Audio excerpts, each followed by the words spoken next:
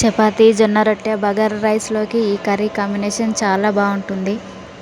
ఇలా అన్నీ కట్ చేసుకొని పెట్టుకోవాలి. పల్లీలు వేయించుకోవాలి. నువ్వులు కూడా కొంచెం వేయించుకున్న తర్వాత ఒక బాండీలో ఆయిల్ వేసుకొని టమాటాలు, ఉల్లిపాయలు వేయించుకొని పెట్టుకోవాలి.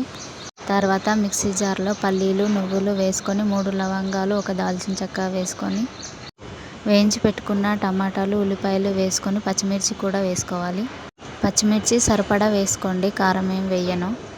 నెక్స్ట్ అదే బాండీలో ఆయిల్ వేసుకొని కరివేపాకు, పచ్చిమిర్చి, కట్ చేసి పెట్టుకున్న క్యాప్సికమ్ ముక్కలు వేసుకొని అల్లం, పసుపు, సరిపడా ఉప్పు వేసుకొని మొత్తం కలుపుకోవాలి.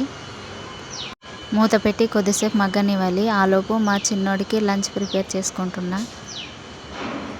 పెసరపప్పు, బియ్యం నీట్గా కడుక్కొని 1 స్పూన్ గీ వేసుకొని క్యారెట్, వెల్లుల్లి, 1 మిరియాలు దంచి వేసుకొని అందులోనే రైస్ వేసుకొని కొంచెం డ్రై రోస్ట్ చేసిన తర్వాత వాటర్ వేసుకోవాలి సరిపడా. ఫైనల్గా ఉడికిపోయింది. కొంచెం జారుడుగానే ఉంచాలి. డ్రైగా ఉంటే గొంతులో ఇరుక్కుంటుంది కదా, అందుకని నేనైతే ఇలాగే చేసుకుంటాను మా చిన్నోడికి. క్యాప్సికమ్ ముక్కలు మంచిగా ఉడికిపోయాయి. మిక్సీ పట్టుకున్న మసాలాను అందులో వేసుకోవాలి.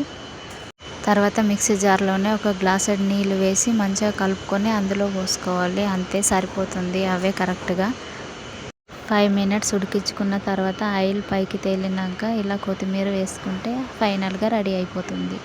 అంతే, మీరు కూడా ఒకసారి ట్రై చేసి టేస్ట్ చేసి సబ్స్క్రైబ్ చేసుకోవడం మాత్రం మర్చిపోకండి. ప్లీజ్ కామెంట్ చేయండి.